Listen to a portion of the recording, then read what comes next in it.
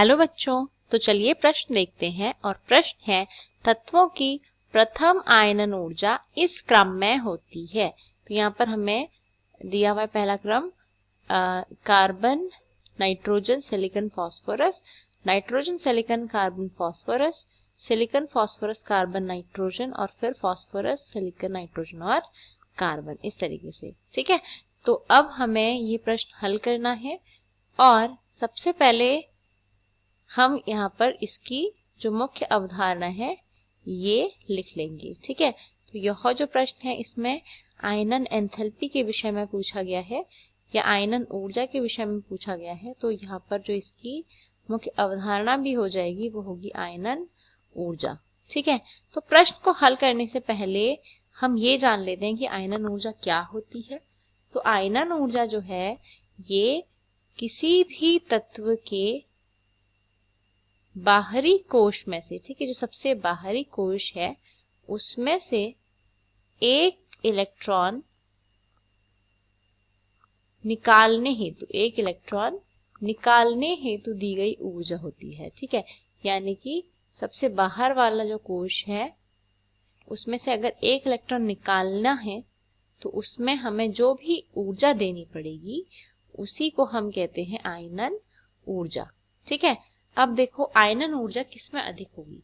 तो सबसे पहले तो बात यह है कि जब हम बात करते हैं आयनन ऊर्जा की, ठीक है, तो जो भी तत्व जितना अधिक विद्युत ऋणात्मक होगा, ठीक है, तो जैसे जैसे विद्युत ऋणात्मकता बढ़ेगी, ठीक है, तो विद्युत ऋणात्मकता जैसे जैसे बढ़ेगी वैसे वैसे आयनन ऊर्जा भी बढ़ेगी।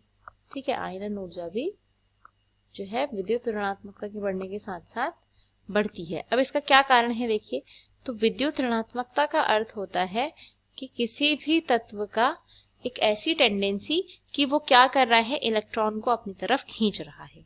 ठीक है, तो अगर तत्व में विद्युत ऋणात्मकता है अर्थात वो इलेक्ट्रॉन्स को अपनी तरफ खींचेगा। अगर वो अपनी तरफ इलेक्ट्रॉन को खींच रहा है तो वह आसानी से इलेक्ट्रॉन को बाहर नहीं जाने देगा। ठीक है, तो यहाँ पर अगर हमें इलेक्ट्रॉन को बाहर निकालना है तो जो आयनन ऊर्जा देनी पड़ेगी उसका मान काफी क्या होगा, अधिक होगा। तो इसीलिए मैंने कहा जिसकी विद्युत ऋणात्मकता अधिक उसकी आयनन ऊर्जा भी अधिक।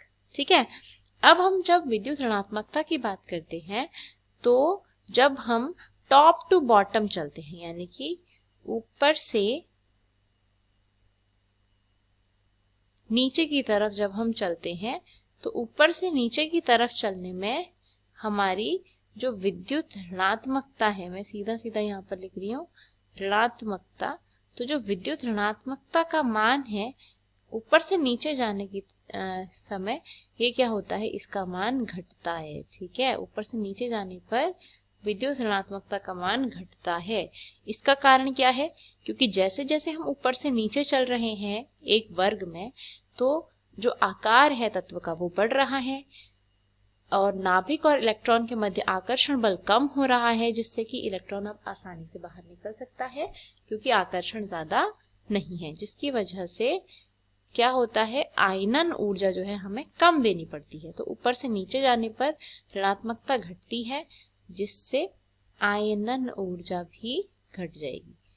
ठीक है, तो नीचे वाले तत्वों की आयनन ऊर्जा कम होती है और ऊपर वाले तत्वों की आयनन ऊर्जा अधिक होती है क्योंकि ऊपर से नीचे जाने पर आयनन ऊर्जा भी घटती है।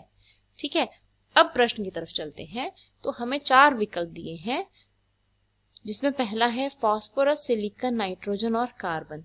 ठीक है, तो अगर हम इन चारों की तुलना करें, ठीक है, तो इनमें जो फास्फोरस है और सिलिकॉन है ये दोनों ही जो है तीसरे आवर्त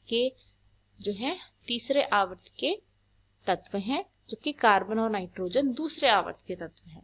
तो हम कह सकते हैं कि कार्बन और नाइट्रोजन ऊपर लाई करते हैं जबकि फास्फोरस और सिलिकॉन उसके नीचे। ठीक है, तो मैंने कहा था जो नीचे वाले हैं उनकी विद्युत ऋणात्मकता भी कम होगी, आयनन ऊर्जा भी कम होगी। ठीक है, यानी फास्फोरस और सिलिकॉन की आयनन ऊर्जा कम होगी, नाइट्रोजन और कार्बन की अधिक होगी। अब नाइट्रोजन और कार्बन में भी जब हम तुलना करते हैं तो नाइट्रोजन हमारा क्या है, नाइट्रोजन जो है वो अधिक विद्युत ऋणात्मक है, जबकि कार्बन कम विद्युत ऋणात्मक है। ये कैसे पता चला, देखिए यहाँ पर एक पॉइंट लिख लेते हैं। जैसे जैसे हम बाएं से दाएं की तरफ चलते हैं, ठीक है, तो बाएं से दाएं की तरफ चलने पर तत्व का आकार छोटा होता है, जिसकी वजह से उसकी विद्युत ऋणात्मकता जो है, ठीक है, ये बढ़ जाती है। तत्व छोटा होता जाता है तो उसकी जो विद्युत ऋणात्मकता है ये क्या हो जाती है, बढ़ जाती है, और आयनन ऊर्जा भी बढ़ जाती है। ठीक है, तो जब हम बाएं से दाएं की तरफ चलते हैं तो आयनन ऊर्जा का मान बढ़ेगा। यानी अगर कार्बन और नाइट्रोजन की बात करें तो नाइट्रोजन की आयनन ऊर्जा ज्यादा होगी, कार्बन की कम होगी। तो सबसे अधिक यहाँ पर अगर हम कंपेयर करें तो सबसे अधिक नाइट्रोजन की होगी, फिर कार्बन की होगी, क्योंकि ये दोनों ही दूसरे आवर्त में है, और दूसरे आवर्त में भी नाइट्रोजन ज्यादा दाएं पर है कार्बन के, इसीलिए उसकी सबसे अधिक होगी विद्युत ऋणात्मकता भी और आयनन ऊर्जा भी, फिर होगी कार्बन की। इसके बाद आ जाते हैं हमारे तीसरे आवर्त के, जो हमारे यहाँ पर तीसरे आवर्त के तत्व हैं, जो कि है फास्फोरस और सिलिकॉन।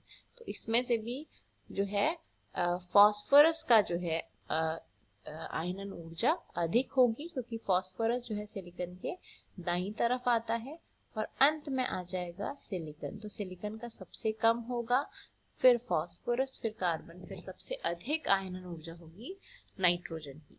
तो ये जो है यहाँ पर सही क्रम हो जाएगा। तो यह जो क्रम है ये हमें देखने को मिल रहा है विकल्प नंबर सी में, यानी सबसे अधिक नाइट्रोजन, फिर कार्बन, फिर फास्फोरस और फिर सिलिकॉन। ठीक है, तो यह हमारा सही उत्तर हो जाएगा। बाकी के जो विकल्प हैं ये गलत हो जाएंगे। ठीक है, तो यहाँ पर जो सही उत्तर है वो है विकल्प सी। तो मैं आशा करती हूँ आपको उत्तर समझ में आया। धन्यवाद।